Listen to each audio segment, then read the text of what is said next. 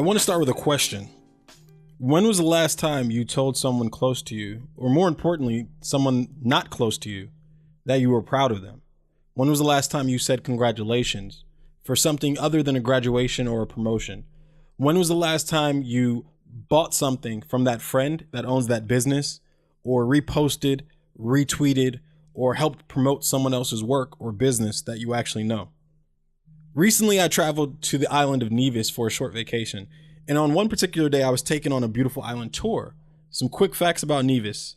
It's a population of 12,000 people. It's the birthplace of Alexander Hamilton, and it has the highest literacy rate in the Western Hemisphere at 98%, and one of the oldest churches in the Caribbean, founded in 1643. Between learning random facts about the island, I would chat with our tour guide, Hillary. She was dope. She laughed deeply. She laughed often. She told us stories about her life and her husband and the people of Nevis and why she would never leave. She was a beautiful soul. I asked Hillary my usual questions about life, love, and everything in between, really wanting to see the island through her eyes. And at one point, when I asked her about the luxury estates that we were touring and the businesses that we were visiting, Hillary stopped for a second, and in one of her more somber moments, flatly stated that not one was owned by a Nevisian. She said, "It's like we don't want to support our own sometimes. We don't want to make each other rich." And there it was. On this tropical island, a land so beautiful, it's almost hard to put into words. It was that familiar and common theme that I've seen in almost every place I visited. It's that crab in the barrel ideology, that stark and frightening realization that Julius Caesar had with Brutus, that G Money had with Nino Brown, that Mitch had with Rico, that Raheem had with Bishop, that more often than not, it's not the strangers or acquaintances on the periphery of your circle that do you in. The truth is, it be your own people, your closest people, your right-hand mans that be feeling some type of way and sometimes are subtly rooting for your own downfall, or at least not willing to lend a hand to prevent it. I think that it's important to be clear that there's levels to this, right? Everyone isn't trying to stick a knife in your back or looking to shoot you in a dark alley. In today's age of communication, with social media and chat messages running rampant, many times feelings manifest themselves by what people don't do, by the love they don't show, by the effort they don't make. And what can be even harder to realize sometimes is that the love that is shown on some of these platforms is really just a false substitute for the real world support that's actually necessary. And here's the thing, just real talk. You shouldn't give a fuck. If you started a business, a project, a hustle, a side gig, a lemonade stand, and you think your success or failure hinges on the support of your friends, then you might as well quit now. It's better to have 1,000 true fans than 1 million fake ones. And so there's a saying that I've recently adopted, and it says, your family won't call you doctor. Meaning that you could go through everything that it takes to be a doctor.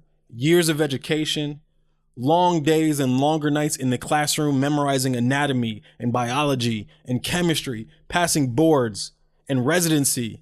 And your family probably will rarely, if ever, refer to you as a doctor so-and-so.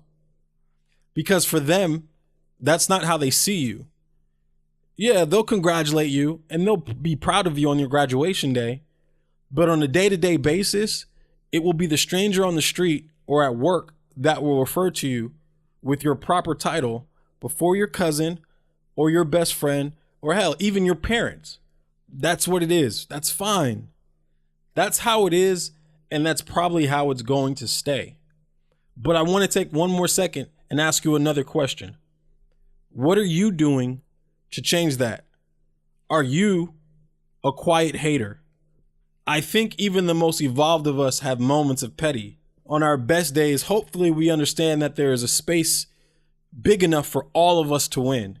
And on our worst days, I hope that we're honest with the fact that it probably takes a little bit of effort for some of us to quiet that voice that softly asks, why them and not me? There are few questions that waste more time and more energy than why them and not me. I'll be honest, this isn't an internal thought process that I deal with often, if ever.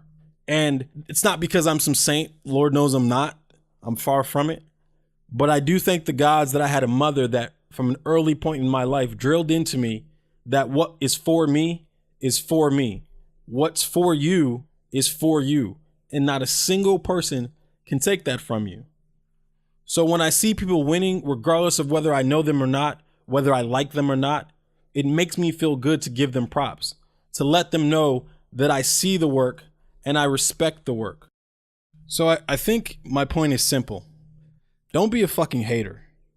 The same energy that you use to offer props to strangers and to celebrities and people you don't know on Instagram and Facebook, keep that same energy and pass it to those closest to you, to those doing the things that you wish you could, but aren't brave enough to attempt yet.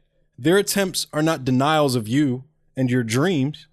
They're affirmations that you are capable of infinite possibilities if you tell your little hater to shut the fuck up and get to work. Thank you for listening to episode 4 of the Unfortunately Honest podcast. Please take a second to like and subscribe to the podcast on iTunes and Google Play. Also on SoundCloud, comment, let me know what you think, give me feedback, what you want to hear. I appreciate all the feedback, all the love, guys, and all the hate. Until next time.